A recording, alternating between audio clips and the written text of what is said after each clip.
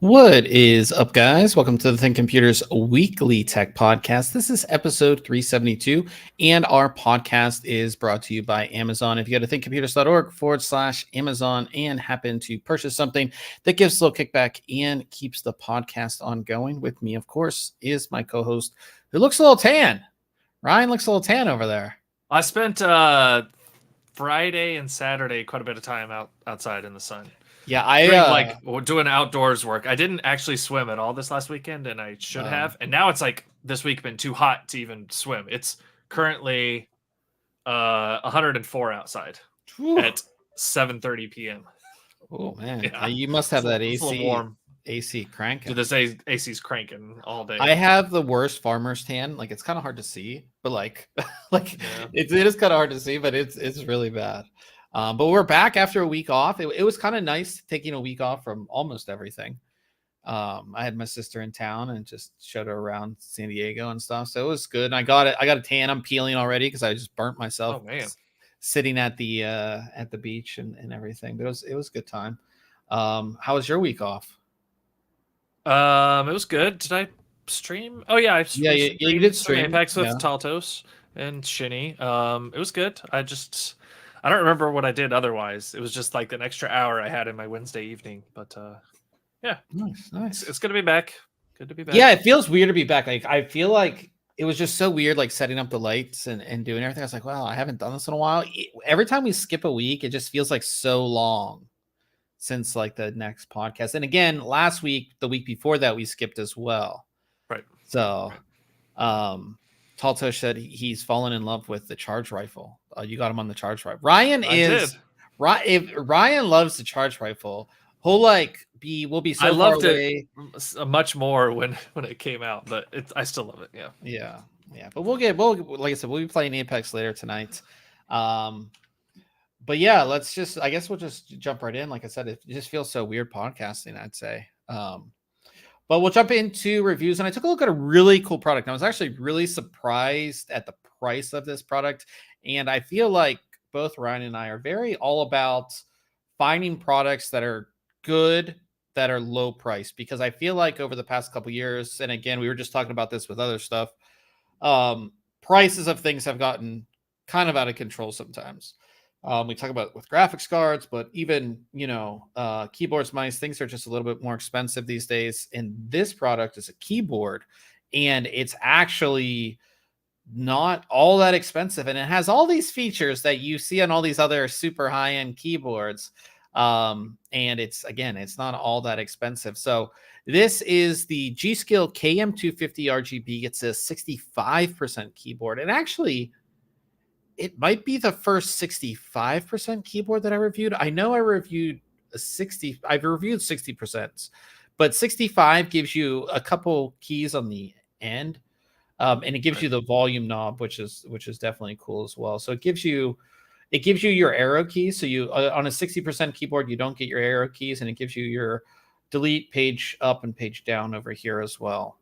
And we'll talk about it, but you also did a video on a 65. Do you like the 65% form factor when it comes to a keyboard, or are you still on? I kind of mentioned this in my video, but I like the form factor when I'm just gaming, but when I'm doing productivity work, like at my desk at work, I have a full-size keyboard because I use the numpad so often. Okay. But I do enjoy the 65%, just size-wise, and angling it a little bit because I angle my keyboard just a slight bit when I'm gaming as well. Yeah. And it just it makes that angling not like stick out towards you or over your desk at all. So yeah, I like this size. Would you ever go to like a 60 or 65 and then have a separate number pad?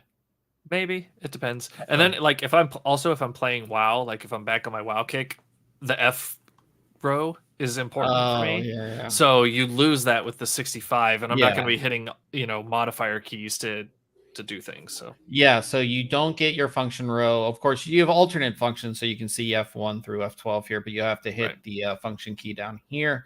Yep. But yeah, this is, like I said, this is a, was it $49.99 or 30? It might even be $39.99. Okay, it's $39.99. $39.99. Seems very affordable. 65% mechanical key switches, so you're going to get Kale Reds on this. Okay. PBT pudding style keycaps. So these are, as you can see, they look rougher because they are true PBT. If you're not familiar with PBT, it's just a different type of plastic that's harder, it's rougher, it doesn't show shine or wear. So Right.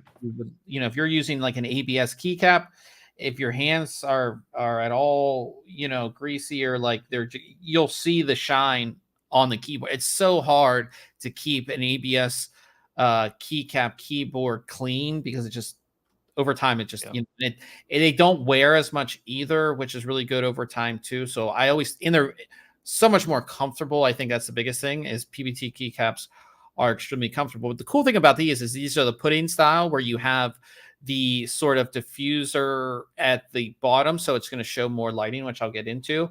So you have all that, and then you do have that volume wheel, and it's one of the ones that you can press as well. So you can press it, it's going to mute, and then you slide it, obviously, for volume up and volume down here. You can look at the switches. Again, they're Kale Reds, and they are hot swappable. So it's hot swappable as well, so you can swap out. Again, these are all high-end features that you would find on keyboards that are well over $100. Any one of these features are kind of swapped in and out of high-end keyboards. Sometimes you don't see a hot swap design. Sometimes you don't see PBT keycaps, but you're getting all of that in a keyboard that's $40. Not much else. The casing is plastic. There's no sound dampening material. It is kind of like your basic casing. There's, again, not much to it. There are 3 levels of height adjustment. So this is the base level, go up 1 and go up 2.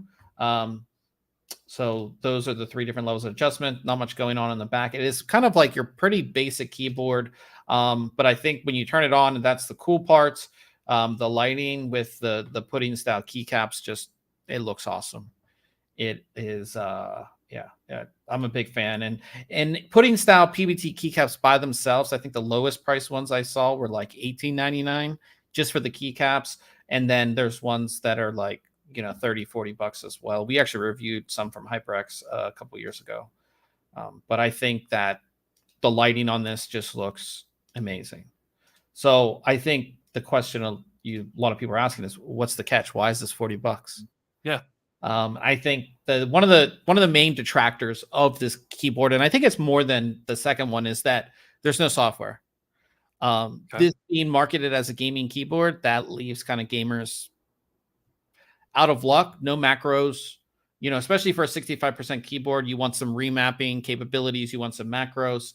You have to kind of rely on third-party software, which may or may not work with this keyboard. You know what I mean? That also means your lighting. There's no software lighting. There's no per key adjustments. You can go through different effects in different colors. You have that like 7-color choice, and then you have the rainbow wave, and then you can go through the effects. It's more than enough. I'm not that big of a stickler on RGB, but I think not having remapping and not having macros is a big deal for me. Being that this is marketed as a gaming keyboard, I think that's right. Yeah, those are pretty popular features for gaming keyboards. The second big detractor is that the casing is plastic, and we have an audio sample. You can listen to it. It just does not sound great to type on.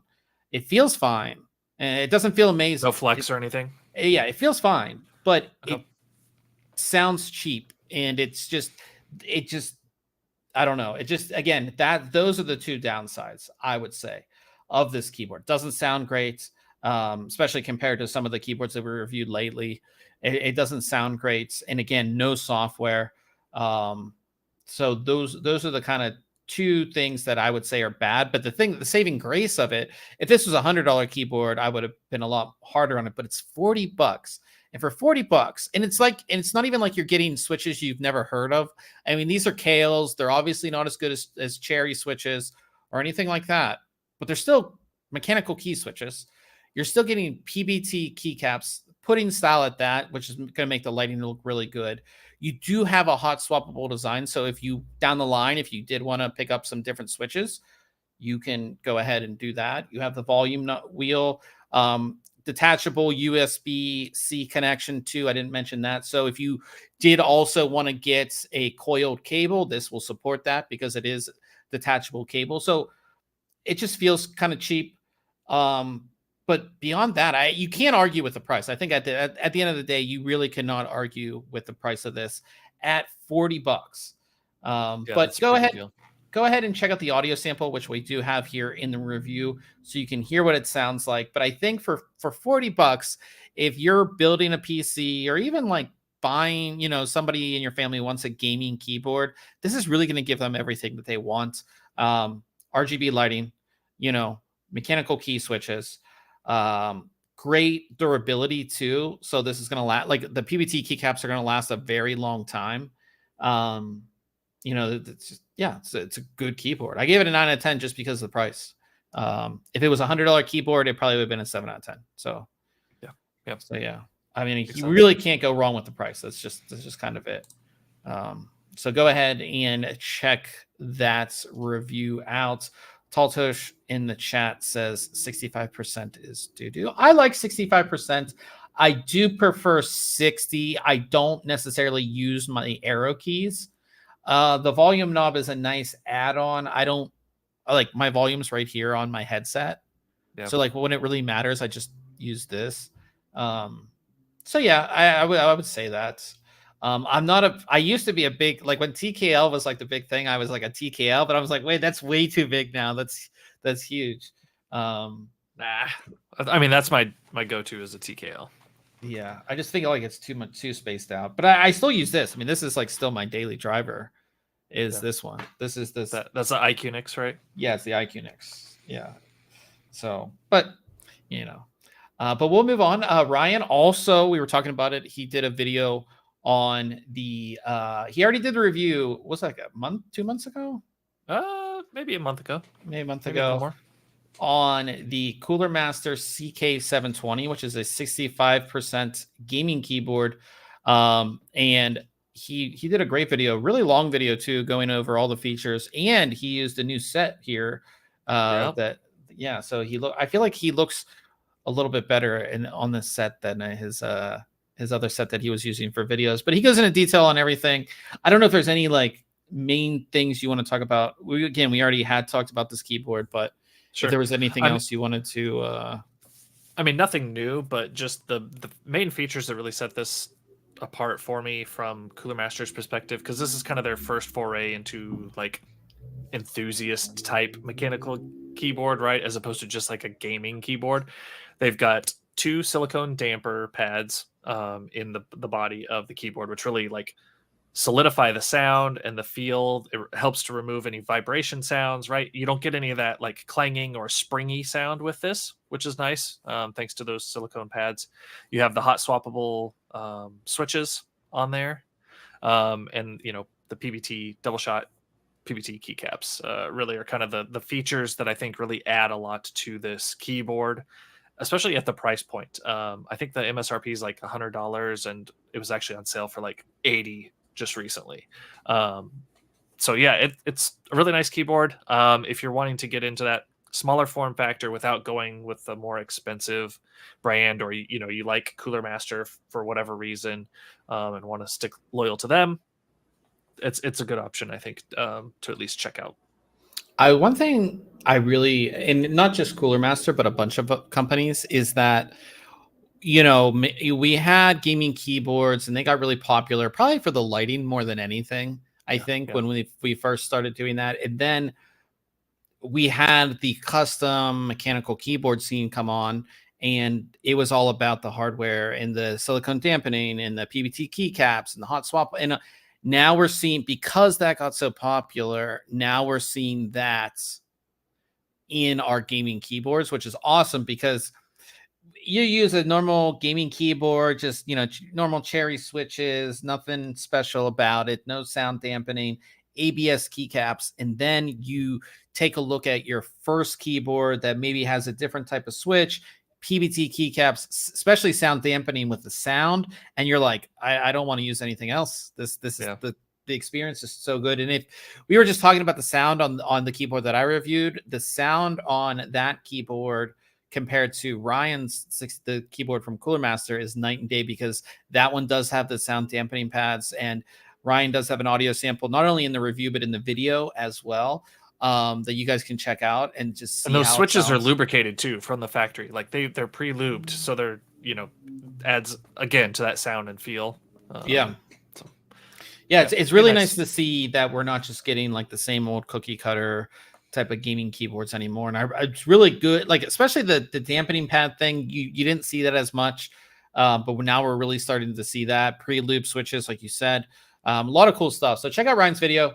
It goes over the entire keyboard. If you are looking for a 65%, that's one that I would definitely, I think you should check out there for sure. So yeah, really cool stuff. 2 65% keyboards. One lower end, one I would say that's kind of mid range for the CK720 in there. Taltosh says in the chat, he said he foam mod and relube my switches and stabilizers on any keyboard I can anymore. Yeah, it's like the thing that I didn't even know that much about that stuff until I started reviewing the more custom style keyboards, and just the different experience and feel you'll get from like a pre-lube switch compared to a non is just, it's kind of crazy. So like all those O-ring mods that some people do, and just like you can just keep going and going with there's so much on these things. So much stuff you can do. So definitely, like I said, check out Ryan's video on that. We move on from that to Case Mod Friday, of course, is where we feature a build or mod that's been completed in the community. And this week we have the Rockman PC from, I always try to say his name, Jugapat Modifier. This is really cool. This was done for Computex. It's sort of like this robot guy, half Rockman. This looks a lot like Mega Man. It does. Maybe he didn't get the licensing for that. Yeah, or like he was worried about that being a thing. But yeah, kind of like Mega Man, all kind of deconstructed and cool. The PC's in the center. It's kind of hard to see. Let's see if we can get to one of the close-up shot. You can kind of see it in there. With the water cooling and stuff. But he had a couple of these at Computex. We might feature the other one as well, where there were like these figures that look really, really cool. And there's like the graphics cards on the back, as well as the radiator and the fans, and you can see the coolant going through there. Really cool stuff. It is interesting to see how, like with these type of builds that are very much, there's the whole back is pretty cool to see, and you can see the power supply at the bottom, how these really look like, again, they're like something from a movie, you know what I mean? Something that the like a prop. Attention to detail on all those parts, like it looks like functional arms and parts, and like these joints would actually move and everything. Rockman is the Japanese name for Mega Man. I had no idea. There we go. That's why. Makes more sense now. Yeah, makes a lot more sense. I should have known that, because I think I remember seeing that somewhere way back in the day. You can see the graphics card in there. But yeah, great attention to detail on this.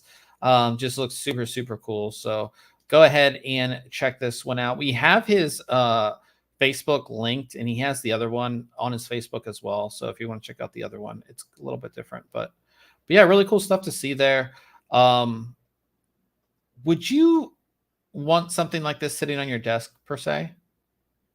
Say like you were if you're a big Mega Man fan. Sure. Yeah, I wouldn't mind that. I guess scale wise, I can't really tell. I mean, it's got to be pretty big. Yeah, well, if you like just knowing the size of that CPU cooler. like the water block that he's using, and the size of the like the radiator. Yeah, the I radiator. mean, it's got to be like, because that's a 360. Yeah, and then the at a graphics minimum. card. So that thing's like 4 feet tall almost. Yeah, that's crazy. It's got to be huge.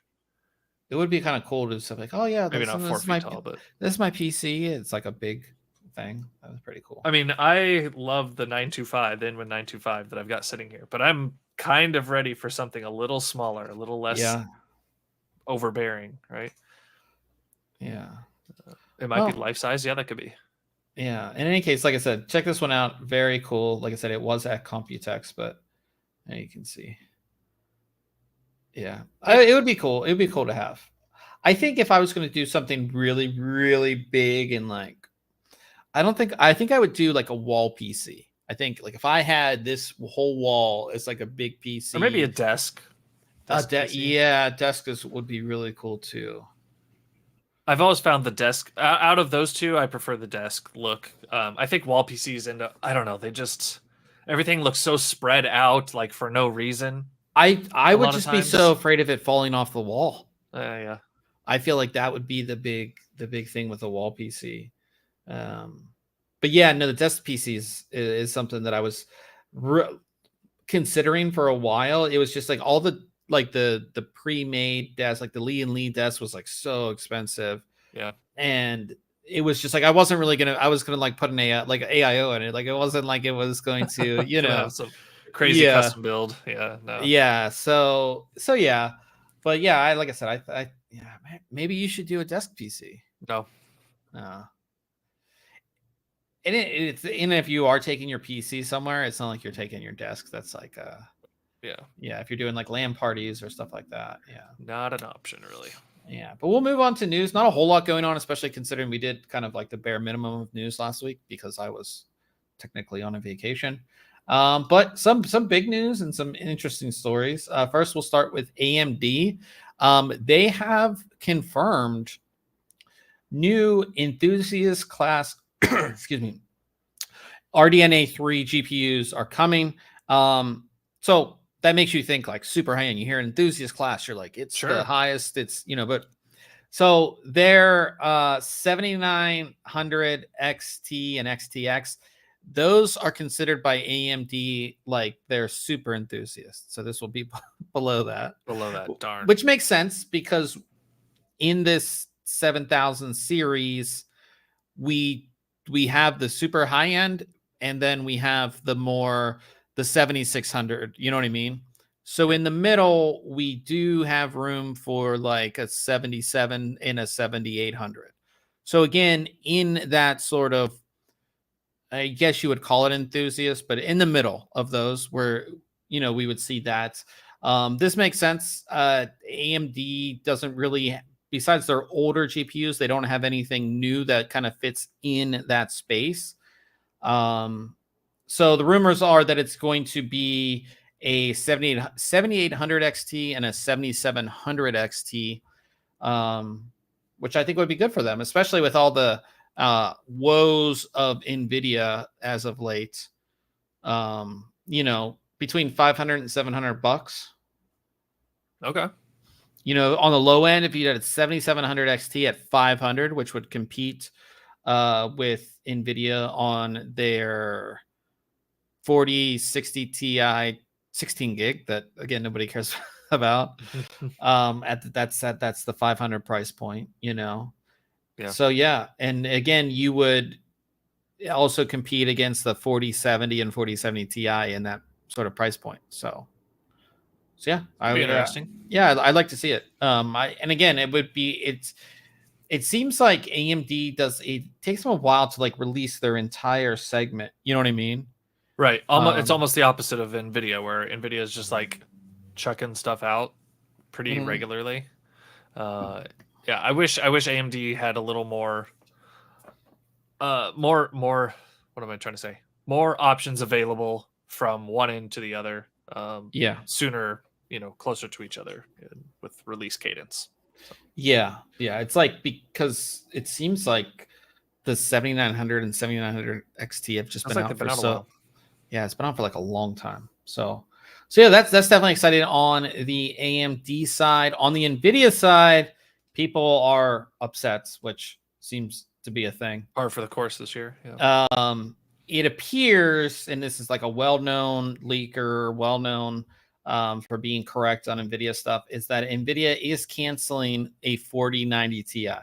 I think everybody, if you're a high-end enthusiast guy, maybe you didn't get the 4090 and you were just waiting for the Ti to say you had the Sure. Ti. And we talked about this with the Titan too, but there are just people that want the Ti card. That's the kind of the upgrade cadence that they're in. And, you know, it is weird considering that we do have a 4070 Ti and we have a 4060 Ti, but we don't have a 4080 Ti or 4090 Ti. Right. And the main reason is because the 4090 is still the most powerful in consumer graphics card out there. So we're just not going to get a 4090 Ti because it's not needed. I don't know how much of a performance boost you'd get, but again, the current 4090 isn't using the full GPU that's on it. It's not completely maxed out. So yeah, there's room to grow. There's room. It sounds like they're just not going to do it. And we talked about a possible Titan, like where these would fit in. And I think we talked about it even at the actual launch. Like there's still room for other cards, so it is kind of weird. And in this, they were saying that the next gen, so a 50 series, would feature a 512-bit memory interface. That was the last bit of news, which is a good thing. But yeah, I mean, when we talk about this every week, but like, what is NVIDIA doing? You know what I mean? Because I think even if it's not a high volume card, I think people there's still a market for it. Yeah. Yeah, and you're going to sell them because, again, there's people that just want to say they have the best card. And well, I mean, there's nothing keeping people from having a 4090 and saying they've got the best card, right? If the 4090 Ti doesn't exist, then with the 4090 they still have the best card. It's not the best potential card, but it's the best card. We are coming up on a year, I guess, since the 4090 launch. So it's refresh time. You know what I mean? Yeah. So that's they said the TI is canceled. Didn't say anything about a super. That's what they're going to change it. They're going to change it. They're not going to call it. Well, talking about that, we have seen this picture right here of this 4-slot big old card, and we thought it was a Titan. We're not sure.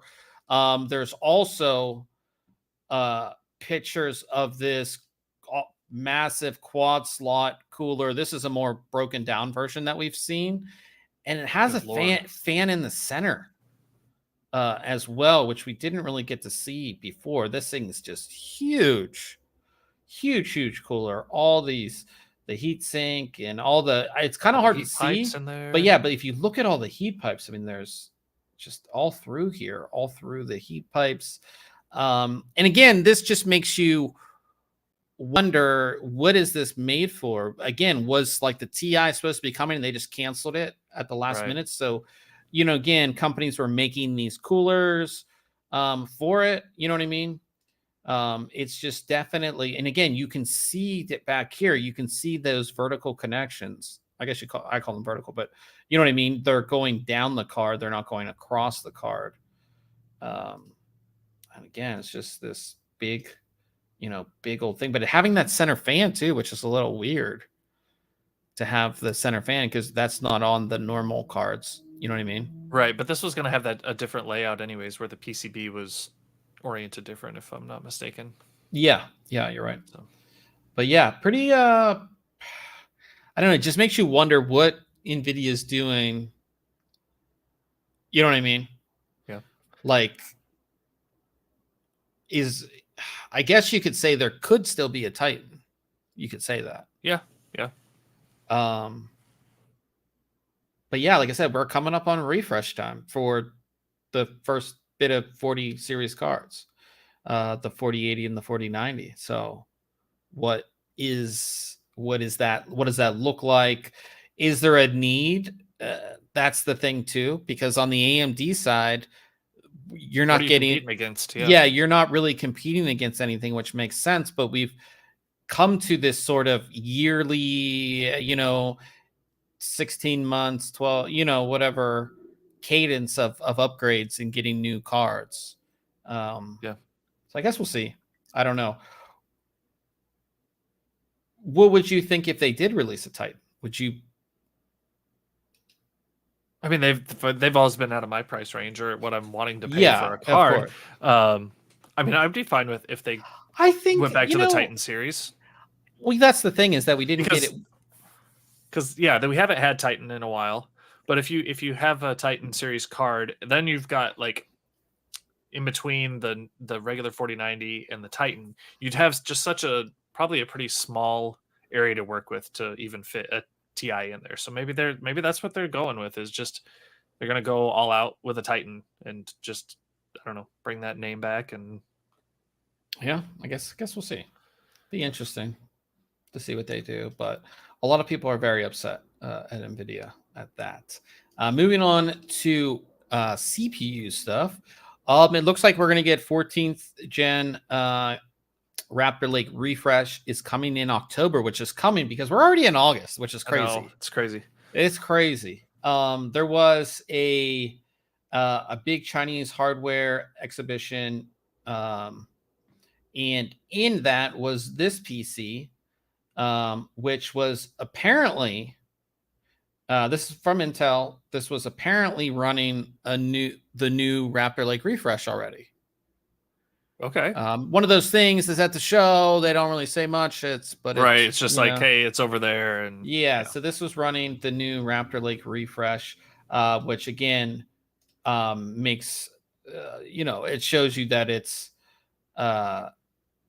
it should be available in October, which is coming up. If it's at this stage, should be available by then for sure. Yeah, so that'll be kind of interesting to see what Intel does on that. It is a refresh, so you're just expecting boost clock bumps for the most part, and that's kind of what you're going to get on that, and price bumps. And where the next story is talking about about the price bumps, but it's supposed to be Intel is going to be increasing prices across all of their core CPUs, and this is current stuff as well.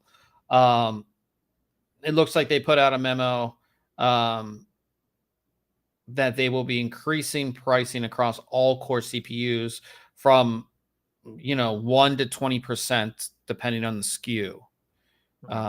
Which again, Intel's like going through this weird time, I feel, where they're trying to make money for their shareholders. They're selling off different parts of their business, and they're trying to make their CPUs the most, which it should have been anyways, but they're really focusing just on the CPUs. So, and AMD keeps on getting market share, it seems, as well. So how do you feel about Intel right now, like in the enthusiast space? I still feel like they have more of a foothold than a lot of people think. I mean, AMD's made a lot of headway in the last 5 years or so to take back some of that market share, but Intel has had such a large volume of that share, that I think they're Intel's in a perfectly fine spot, in my opinion. Like, they're not necessarily worried about losing that market share to AMD by any means. But I think, the gains that AMD has made against them are like noted, and they're going to keep an eye on that. But I think they're doing fine. They continue to release new products. A couple of years ago, we kept joking about, about their stuck on the same size die, right? We were like, oh, they can't get off of this thing. And what was it? They're like 10 nanometer plus or whatever. We kept joking about it. They've made it past that. So they've had it some. Seems like, I remember that was like the funniest thing. Right. We were just like, oh, another revision. Yeah. They're doing this. They haven't made it to a smaller size yet. So I don't know. I think they're fine. There's plenty of Intel fans out there still. So I'm not concerned about them at all. Yeah, I think that they have lost some notoriety to AMD. But at the same time, I still do think that their tech is really good. And they went through some major changes too, like going to that hybrid design with efficiency cores and performance cores. That's like a big change. You know, and I still do think there's support from the motherboard manufacturers is there. Like typically you still see the Intel boards just have a little bit more features. They look a little bit better still. So it'll be interesting to see how these next few years kind of roll off for Intel, especially in the enthusiast space. But yeah, really cool to see. You know, see where they kind of go from there. But I'm not excited about price increases. You never want to see a price increase at all. And then Lord Taltosh says Intel is still like 79% of the Steam user survey. Yeah, I think a lot of people still do go to Intel. You know what I mean? Yeah, absolutely. Yeah. So, and then Old Man, you were talking to Old Man, that he was talking about the 65% keyboard, and that he's looking at the SK653, which I can bring up. SK653.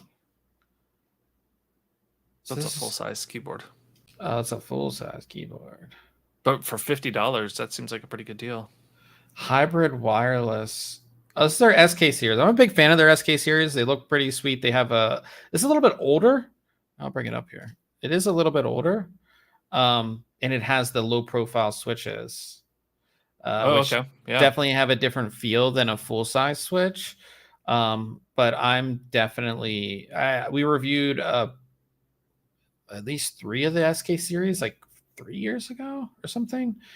This one that has the wireless, you can use it wired or wirelessly, I believe, as well. So I don't mind blues when they're low profile. They're not quite as loud as full size blues, so I can stand them. But he was asking, he couldn't decide what color switches.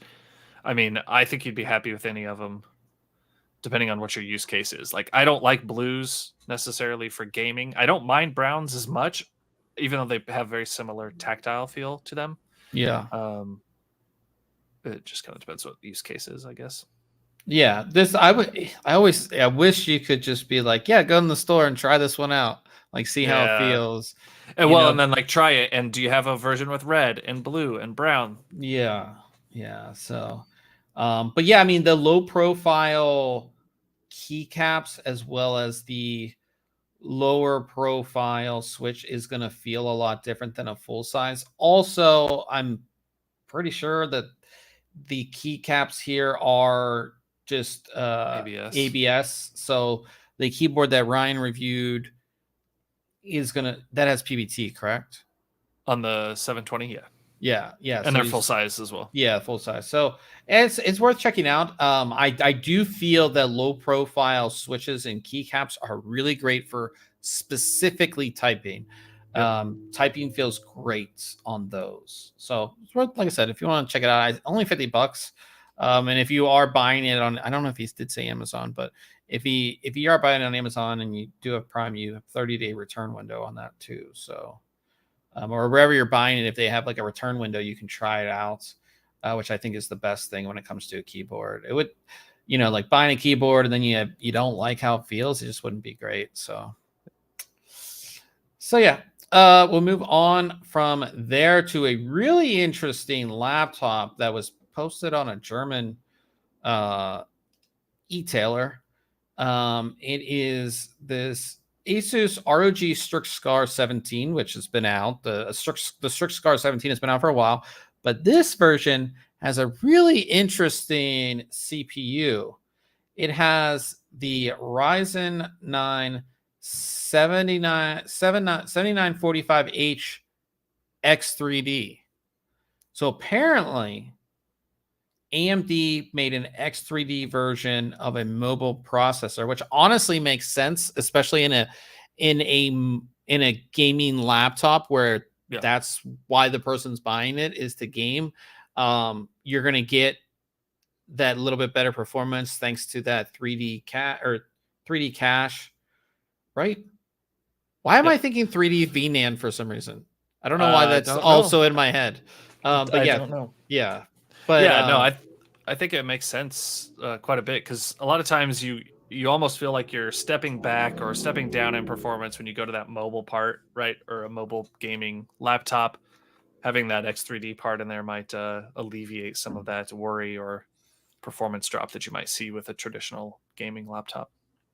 Yeah, it's pretty interesting. Not that like all the other components are anything to slouch about as well, right? They're 32 gigs of RAM, 2 TB SSD, a 4090. Yeah. I mean, yeah. I would like one of these. It would be nice. Yeah. Although, again, for me, for it's like probably too big and heavy for you. Yeah, I always like, oh, man, is it like every time we see these at CES or wherever, it's just like, man, this is so nice, and the screen probably looks amazing. Oh, I'm sure. You know what I mean? But I'm just like, no. We got in some really nice 14-inch Dell laptops today at work, and they're pretty sweet looking. Yeah, so pretty cool that they made an X3D part for mobile. That's pretty awesome. So, and again, that's another thing that's like AMD's doing is like, okay, you know, we have this tech, it works great on desktop, let's bring it to the laptop. Maybe only specific models, the highest end models, but have the cooling to support it. Yeah, we have this part. It's gonna greatly increase gaming performance on these laptops. So I'm a big fan of it. I think it's super cool. So really cool to see that. Moving on to the mobile side of things, of course, we had Steam Deck, right? Yep. We had Steam Deck, and then we have the ROG Ally was like the next big one, right? Well, it looks like Lenovo is working on their own called the Legion Go, and I like Lenovo, and I do think their Legion products are good, but it's so interesting to see Lenovo push this Legion brand, and we've seen it. You know, I've seen Legion laptops, and they have Legion desktop PCs, but it's like, is this gaming brand going? You know what I mean? It seems like they've been launching forever or trying to get out there. I don't know. And I just feel like they should just call it. They should just take Lenovo off of it completely and just make it Legion, make it its own thing. Mm-hmm. You know what I mean? Kind of like a HyperX used to be with yeah, like completely its own thing. That's just my opinion. But anyways, they're making this.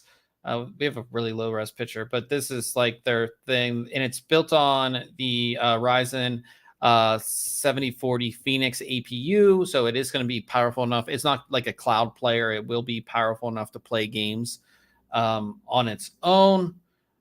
So yeah, I mean, it's another mobile device. And again, we're kind of like, I guess we're old now, and we don't see like this mobile gaming thing as like, I guess, as big as it is, but I guess it's decently big. It must be, yeah. You know, I'd be interested to like step back. You know, I used to work at a university for quite a while, and it'd be curious to see like if these were starting to take over from consoles or gaining market share, because I would help, you know, students in their residence halls get connected to the internet and, you know, get their gaming consoles. And it was like, once Xbox Live was a thing and PlayStation's, you know, like PS3 and Xbox One had, you know, connectivity and things like that, they were always, you know, connecting these. So I wonder if these are taking any of that market share in that sort of environment, because I'm just trying to figure out who buys these. What's the I think consumer. Yeah, I mean, I think it's people who are away from their home PC, right? Mm-hmm. Work, school, like you said, who are true gamers and really enjoy gaming, where they can, you know, take it out of their pocket. I wouldn't say pocket because they're a little bit bigger, but you know, take it out of your bag and just play on your commute, in between classes, you know, lunch break type of thing. I think that's who's buying these. Yeah, I think that's the thing. But it's cool. It's cool to see more of them. You know what I mean? I think the more of these you have, the better components you're going to get as well. So this is going to almost all of these are based on the new Ryzen Phoenix APUs. So you're going to see, because all that money is going into AMD, they're going to produce better ones for the next gen and the next gen. You know what I mean? And maybe Intel will produce one, you know, and NVIDIA will get back into that mobile market as well, because they were doing that for, you know, so it'll be interesting to see, but it's cool to see, you know, another option out there. But talking about another option, you know, you have one of these laying around. I know your kid. I know your Alicia. I think your son has one of these, Nintendo Switch. Yep. And somebody was able to get PC games running on it. Okay. Grand Theft Auto 5, God of War. Geeker1, he's a YouTuber, made a video on how he was able to get Android running on it, get Linux running on it, and get Steam installed and run things on it. Playing That's games that aren't really made for Switch running on the Switch, because the Switch is powered by NVIDIA Tegra X1, which when that came out, I mean, that was the SoC for sort of like the mobile gaming crowd. That's what was NVIDIA's little thing called? Oh, you had to ask. I was just thinking of it when you said NVIDIA's thing just a minute ago on the last story. What was it was I forget. I really wanted one at the time because you could cloud play, or like you could play from using your desktop. It was really cool. What was that called? I forget what the Shield. The Shield. Yep, the Shield. Yeah, NVIDIA Shield. NVIDIA Shield was the based Shield on TV thing. Yeah, NVIDIA Shield. Yeah, based on the Tegra X1. So it is. I mean, it's not as powerful as the newer stuff, but yeah, he has a whole video going through. Here's Grand Theft Auto, running on it, and things like that. So we have the video linked in the article if you want to check it out. But super cool. I love little mods like this, especially the more of these like mobile things we get out there. I think we'll see a lot more modding and different things being done to them. Yeah. But if you are like on the fence, like, oh, should I get a Steam Deck? Should I get ROG Ally? Another YouTuber made a great video comparing the ROG Ally versus the Steam Deck. And this is like everything you want to know. Boot times, different FPS, different games, different modes, like battery life, everything. They ran on the Steam Deck and then ran it on the ROG Ally and did a side-by-side comparison. So if something's like, if some certain thing is super important to you, you'll know. Yep. So this is a great video. This one's done by I'm not going to try to say their YouTube name. Did they say which one they thought was the best? I didn't watch the entire video. But it's like I said, it's worth checking out, and you can see the whole breakdown and everything like that. So you can see which one would be the one that you would want, depending on your your use case, which is really cool. I love videos like this, so definitely check that out. And again, we have the video linked in the article for you to go ahead and check out. So it'll be very cool. But that is news for the week. Not a whole lot going on. We're right before. We're getting, I wouldn't say end of summer, but we're getting, towards the midsummer, I guess. And that's when we kind of have that lull of PC hardware news. And then we get into September, October, big launch season time for products for holiday. We came off of Computex, and a lot of those products that were announced are going to start being available now. Yeah. Ahead of holiday. I know there's a case that I'm like waiting on and refreshing pages every day. Like, is it available? Is it available? So yeah, I'm excited. Yeah. So kind of like I said, not a ton going on this week, but we'll talk about what we have coming up next week. I have another case, an affordable case at that. So if you are looking for that $100 case, this is definitely it. The Cooler Master TD500 Mesh V2 comes with 3 ARGB fans and the controller. I have the white one that's right here. Tempered glass side panel, supports large hardware, everything like that. So I'll be taking a look at that and tell you guys if it's worth picking up. Like I said, it is really hard to get that $100 price point these days for cases, especially ones that come with the fans. It's with the fans, yeah. So RGB fans, anyways. Yeah, RGB fans at that, and these are RGB fans and a controller in case you don't have the connection on your motherboard either. So that's pretty cool. Yeah, so $100 on this tempered case. glass, like that's some real value there. Toolless design on the side panel too, which I'll go into in the review. So, so that's I'll be taking a look at that, and I'll be taking a look at some earbuds from Monster, which is a company that's like not so much in the They were like home audio, yeah, like but they monster cables, right? they sent over these DNA fit true wireless earbuds that are like workout ones, which I have earbuds, but they like always sometimes just like fall out at the gym. Yep. So do And mine. it's like really, really annoying. So these ones have like the little loops that go around your ear. So I'm gonna see if they're comfortable. These charge in the case, which is nice. And the case can be charged wirelessly. They don't include a wireless charger, but if you put this on any wireless charger, it will charge them.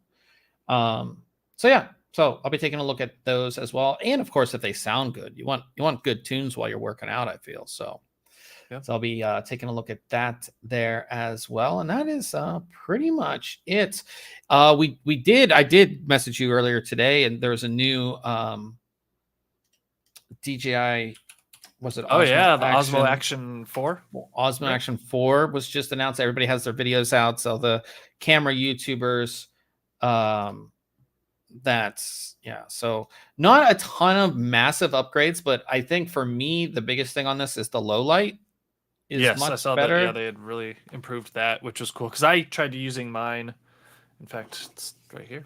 Yeah. I used mine to like film some of my build in my video, and it just like the low light just isn't great. So Well, the reason I was saying that too is because like with your comic book, Ryan has a comic book channel. If you guys haven't seen it,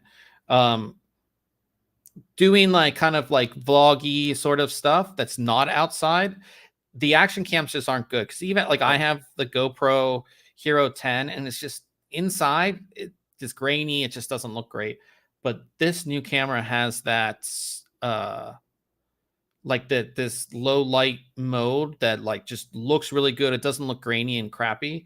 I would like to see it in like real use. I'm sure somebody will actually like really test it in certain situations for specifically vlogging. But I was a fan. Like I have the same one that Ryan has, which is the first Osmo Action, and then I went to GoPro. Maybe I'll go back.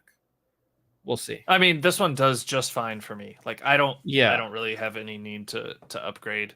If I was into buying one now, like if I needed one because I didn't have this, yeah, like this has a ton of awesome options. I just kind of like flipped through that page today, and it had like the 360-degree stabilization type stuff. It was just The like new stabilization is pretty cool. has been on. It's on the previous one. Okay. It's on the 3. Yeah, I hadn't even looked at the previous models, but you sent that over, so I kind of watched that. Why is my? It's very impressive. Had like some native vertical video recording as well. Yeah. That was on the previous one too. Pretty cool. Well, I'm just okay. Well, I'm trying to open YouTube, and my browser just is freezing. Got an old computer. It seems like it, because I'm literally trying to open YouTube. Well, anyways, I was going to open YouTube and show you a video. So if talking about cameras, we're talking about camera stuff. Gerald Undone, who does really in-depth camera reviews. If you ever were probably shopping for a camera, you watch one of his videos. He's been doing these like studio tours of different really big YouTubers. Oh, and yeah, I think he recently did Hardware Canucks, and he just did Linus from, of course, Linus Tech Tips. So all of our, CPU, like, all of our computer tech fans, if you want to see if you're a camera person, if you want to see behind the scenes and like what type of gear they use and, their studio setups, especially the Linus one goes more in, because Hardware Canucks is just like a room. Like it's not a big production, but if you if you watch the Linus video, which I think just came out this week. Just came out, but I did see it in my feed as well. I hadn't watched it yet. Yeah, if you want to see this stuff, and even if you're not a camera nerd, it's just like all the different sets and different things and how they do the certain things is really cool. Again, I don't know. Chrome just is crap. I hate Chrome. That's what this is. Yeah, I love. Old Man says MTV Cribs for tech tubers, which is exactly right. Like that, there's so many people that will watch this kind of stuff to just see the behind the scenes of some of the biggest creators out there. Yeah, let me bring this up. And he just did, so here's his he did He just did Linus. Oh, MKB. He did MKB, which a couple of people have done MKB, and he's done his own as well. So I've kind of seen that one, but Hardware Canucks, he went on there and stuff too, and he's been doing these studio tours. So especially for like tech, again, I feel like a lot of people watching our podcast or listening to our podcast watch Linus and watch Hardware Canucks. So it's cool to see the behind the scenes of other creators like in our space. So I think it's definitely worth checking out even if you're not into the camera stuff, just to see how they shoot their videos and things like that. It's really That's cool. what we should go to. One of his thumbnails was the NAB show. We should go to NAB. My friend went to that a couple times. That's in Vegas as well. Yeah, it's in April. I've heard it's pretty good. I mean, especially for if you're really into that. It's if you're into camera stuff, it's really good to go. So, but that's pretty much it. I don't know if there's anything else that you did these past 2 weeks tech related. I don't think so. I mean, I've just been using you reviewed the what's the mics? The mics, right? So I've been really enjoying using those. Trying out my new set. I took over part of the family room in the basement. I think I prefer it as my background now, which stinks because in this room I can just have everything and turn different angles, but it makes me think about what I can do in this room to make it better, which I've been wanting to do for quite a while to improve my just setup in general. So that has me excited to take another look at this room to really come up with a cool design and layout. Yeah, I was telling you before we started the podcast that I'll be moving in October. Yeah. So breaking this whole set down. And so you don't have any lights mounted to the ceiling. No, there, do you? I have you had done that at one of your previous. I know you have your big C stand. No, I do have lights mounted to the ceiling. Oh, okay. But they're just shop lights. It's like if I'll Alexa, turn on office lights. So they're up there. Okay. Yeah. Alexa, turn off office lights. So they're there. You know what I mean? But they're not like a big light. Like the big light that I have just off camera. Yeah, it's on a C stand. But breaking it's like I this desk is so set up perfectly. Everything's mounted to the bottom, and just the idea of breaking it all down and then trying. If you've ever dealt with like movers or just like even moving yourself and like you scratch a desk, it's just, and then you're sitting here, and if like your mouse mat doesn't cover where you scratch, as long as it's under the mouse mat, you might be right. But typically it's on the corner or something, and you got to look at it. That's what I'm fearing when I move. But that won't happen till October, so we have a lot of stuff to get done. A lot of reviews, like I said, a lot of stuff going on. I am organizing some contests as well, so we will have some giveaway things coming up as well to do. And I think we're gonna do a lot of giveaways because I have a lot of stuff here, and that's another thing is like I was wondering what are you gonna do with all the stuff you got here now? Because this is your first spot in San Diego, and you purged a lot of stuff before you moved. You've obviously, I'm sure, acquired a lot in that time period. So I know you've got your storage area, which I'm sure is filling up. Well, that's the thing. I know, knowing you don't want to move 80% of that stuff. Yeah, well, I don't want to move it, and a lot of the stuff does need to be. So behind me, right there is right there in through that doorway is a walk-in closet that's full of PC hardware, and I have to. A lot of it needs to like be retired either. And again, it's like older stuff that I don't necessarily like. I don't think I can sell. Maybe we'll give some of it away, but I need to get rid of it because we're not using it anymore. It's like Z590 boards. You know what I mean? Things that are. I'm gonna sneeze again. Things that are really not too old, but in our testing, the test systems, we're not using it, right? And we're not going to use it as a comparison for anything either. So definitely, and I still have like some 20 series GPUs that I need to get rid of. And again, it's not like we're going to sell them or anything like that. So maybe we'll do like a cleaning house giveaway or something. Or maybe it'll just put it in storage and it'll just sit there like my old storage unit back in Pittsburgh that was just full of old stuff. So we'll see. Tall Toast will take it up. But then you're paying to just have it stored somewhere. I already have a storage unit here too that's filling up as well. Okay. But the thing is, the PC cases, that's what takes up the most space is PC cases. And those, it's just, even if we're giving them away, like just to ship them costs more than sometimes as much. So that's a difficult thing. But yeah, the moving thing is going to be interesting. And I'm trying to decide what, I'm looking at different places and prices are crazy. And yeah, just to try to get another good, because this setup in here is really ideal. But they've raised the rent way too much. So just, I can't justify that. So I've been looking. So I haven't found a place yet, but I'll be moving in October. So I have until October to figure that out. Maybe I'll come move in with you, Ryan. Yeah, maybe not. Yeah.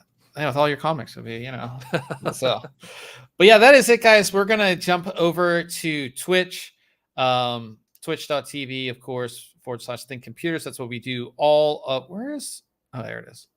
So we do all of our game streaming over there. Ryan will be hosting that stream.